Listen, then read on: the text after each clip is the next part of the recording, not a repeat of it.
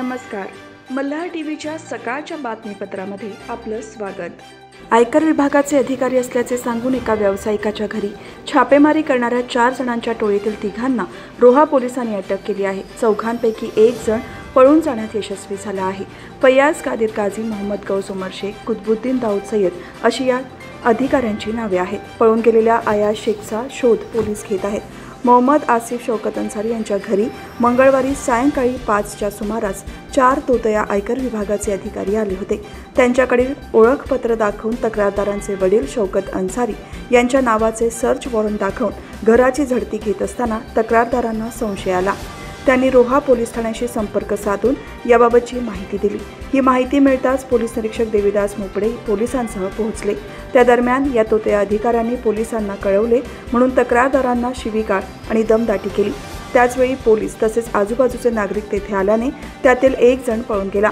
या तोतया आयकर अधिकाऱ्यांना पोलिसांनी ताब्यात घेऊन चौकशी केली असता त्यांचे ओळखपत्र आणि सर्च वॉरंट बनावट असल्याचे सांगितले. या तोतया आयकर अधिकाऱ्यांविरोधात रोहा पोलीस ठाणे येथे गुन्हा दाखल करण्यात आला आहे.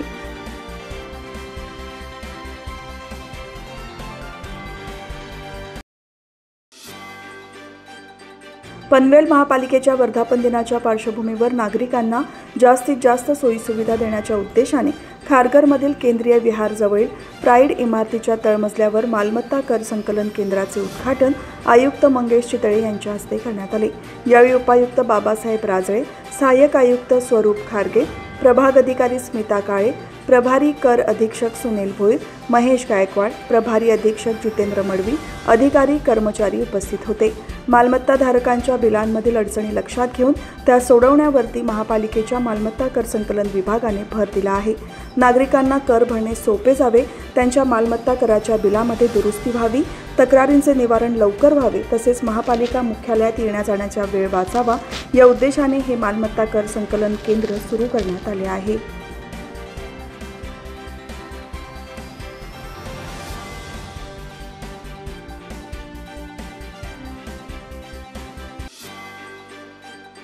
महात्मा गांधी यांच्या पुण्यतिथीच्या निमित्ताने महाड नगरपालिकेच्या 65 कोटी रुपयांच्या नवीन जल योजनेचे भूमिपूजन पंतप्रधान नरेंद्र मोदी यांच्या हस्ते ऑनलाईन पद्धतीने करण्यात आले. यावेळी महाडमधील प्रमुख अधिकाऱ्यांच्या शुभ हस्ते शहरातील स्वच्छता कर्मचाऱ्यांचा प्रशस्तीपत्रक देऊन सन्मान करण्यात आला. महानगरपालिकेमध्ये वाढत्या लोकसंख्येची गरज लक्षात घेऊन शासनाकडून केंद्र शासनाला नवीन जलवाहिनीसाठी मागणी करण्यात आली होती. या मागणीनुसार अमृत 2 अभियानांतर्गत नवीन जलवाहिनीसाठी मंजुरी मिळाली आहे. महाराष्ट्र जीवन प्राधिकरण आणि नगर विभागाच्या प्रशासकीय मंजुरीनंतर या योजनेचे प्रधानमंत्री नरेंद्र मोदी यांच्या हस्ते ऑनलाईन पद्धतीने भूमिपूजन करण्यात आले.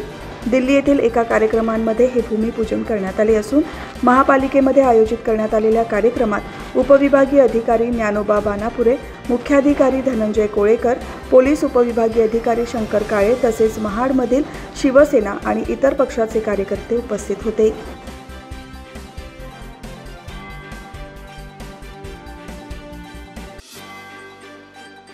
पनवेल एसटी स्टँड परिसरातून एक महिला तिच्या 2 मुलांसह बेपत्ता झाली आहे. याबाबतची तक्रार पनवेल शहर पोलीस ठाण्यात दाखल करण्यात आली आहे.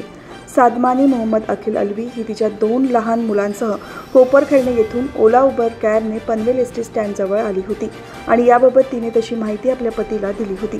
जेव्हा तिचा पती तिला घेण्यासाठी पनवेल एसटी स्टँड परिसरातून आला तेव्हा ती आढळून आली नाही.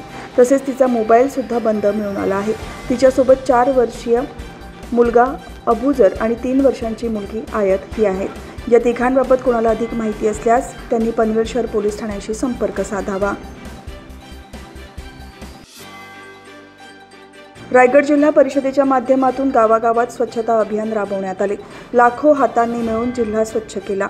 यासाठी ग्रामपंचायतीच्या माध्यमातून जनजागृती, जिल्हा प्रशासनाच्या माध्यमातून सर्वांनी श्रमदान मोहिमेत सहभागी होण्याचे आवाहन करण्यात आले होते. जमा करण्यात आलेला कचरा डम्पिंग ग्राउंड ठिकाणी नेण्यात आला. तसेच सर्वत्र नागरिकांना स्वच्छतेची शपथ देण्यात आली. वरसोली समुद्रकिनारी मुख्य कार्यकारी अधिकारी डॉक्टर भरत बास्तेवाड आणि पोलीस अधीक्षक सोमनाथ खारगे यांच्या मार्गदर्शनाखाली स्वच्छता मोहीम राबवण्यात आली. रायगड जिल्हा परिषद, रायगड पोलीस, नेहरू युवा केंद्र, पंचायत समिती, वरसोली ग्रामपंचायत, प्रिझम सामाजिक विकास संस्था, माणुसकी प्रतिष्ठान यांच्या माध्यमातून स्वच्छता मोहिमेचे आयोजन करण्यात आले होते.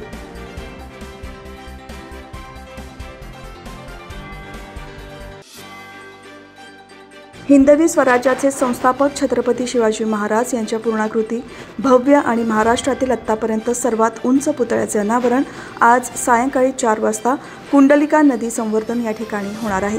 त्यासाठी संपूर्ण रोहे नगरी सज्ज झाली आहे। या सोहळ्यानिमित्त रोहा शहरातून भव्य मिरवणूक काढण्यात येणार आहे।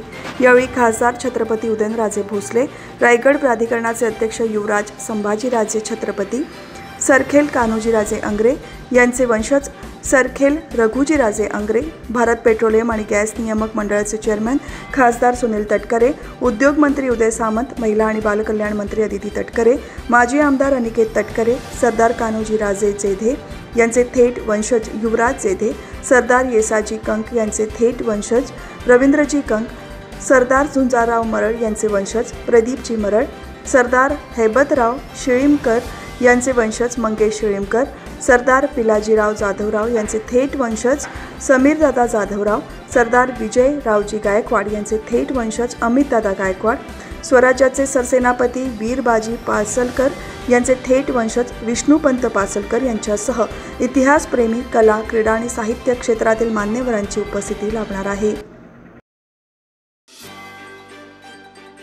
मुंबई गोवा महामार्गावर सोमवारी रात्री ट्रेलरची एका उभ्या ट्रकला धडक बसल्याने ट्रेलर चालकाचा जागीच मृत्यू झाला आहे। वडखळ पोलीस स्टेशनच्या हद्दीत कोलेटी गावासमोरील पेट्रोल पंपाजवळ ट्रक क्रमांक RJ27 GC 4104 हा रस्त्यावर कोणतेही इंडिकेटर न लावता बेवारसपणे आरोपीने उभा केला होता। यावेळी त्याच्या पाठीमागून कॉईल घेऊन येणारा ट्रेलरवरील चालक सचिन रामदेव यादवने समोर उभ्या असलेल्या ट्रकला धडक दिली। या ट्रेलरवरील कॉईल धडकेत निसटून ट्रेलर चालकाच्या अंगावर आल्याने त्याचा जागीच मृत्यू झाला। दरम्यान उभ्या असणाऱ्या ट्रकचा ड्रायव्हर हा त्या ट्रकवर नव्हता, तसेच तो अपघात झाल्यानंतरही समोर आला नाही। अपघाताच्या घटनेची नोंद वडखळ पोलीस ठाण्यात करण्यात आली असून अधिक तपास पोलीस निरीक्षक पांढरे यांच्या मार्गदर्शनाखाली पोलीस हवालदार संदेश नाईक हे करत आहेत।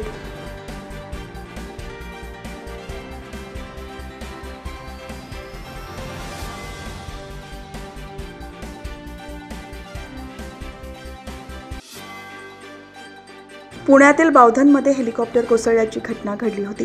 या घटनेत तिघांचा मृत्यू झाल्याची माहिती हिंजवडी पोलिसांनी दिली आहे। धुके असल्यामुळे बराच वेळ हेलिकॉप्टर आकाशात खेळत्या घेत होते। त्यानंतर ते क्रॅश झाले आणि जमिनीवर कोसळले। घटनेची माहिती मिळताच हिंजवडी पोलीस घटनास्थळी दाखल झाले असून पुढील तपास सुरू आहे। याच हेलिकॉप्टरने राष्ट्रवादी काँग्रेसचे प्रदेशाध्यक्ष खासदार सुनील तटकरे हे प्रवास करणार असल्याची माहिती देण्यात येत आहे। स्थानिक पोलिसांच्या माहितीनुसार गिरीश कुमार पिल्ले, प्रीतमचंद भारद्वाज आणि परमजीत अशी मृतांची नावे आहेत। DGCA या अपघाताची चौकशी करणार असल्याचे पोलीस उपायुक्त विशाल गायकवाड यांनी सांगितले आहे। शारदीय नवरात्रोत्सवाला आजपासून सुरुवात होणार आहे। या उत्सवाची जोरदार तयारी झाली असून देवीच्या मंदिरांमध्येही उत्सवाची तयारी पूर्ण झाली आहे। सार्वजनिक नवरात्रोत्सव मंडळांचीही मंडप उभारणी आणि सजावटीची लगबग आता शेवटाकडे आली आहे। नवशक्तीच्या उत्सवाचे स्वागत करण्यासाठी संपूर्ण रायगड जिल्ह्यात जल्लोषाचे वातावरण आहे। शक्तीचे प्रतीक असणारा नवरात्रोत्सव उत्साहात साजरा करण्यात येते। या निमित्ताने घरोघरी घटस्थापना करण्यात येते। त्याचप्रमाणे ठिकठिकाणी मोठ्या प्रमाणात दांडिया, गरबा कार्यक्रमांचे आयोजनही करण्यात आले आहे। नवरात्रोत्सवादरम्यान कोणत्याही प्रकारचा अनुचित प्रकार घडू नये यासाठी पोलीस प्रशासनानेही बंदोबस्त तैनात ठेवला आहे।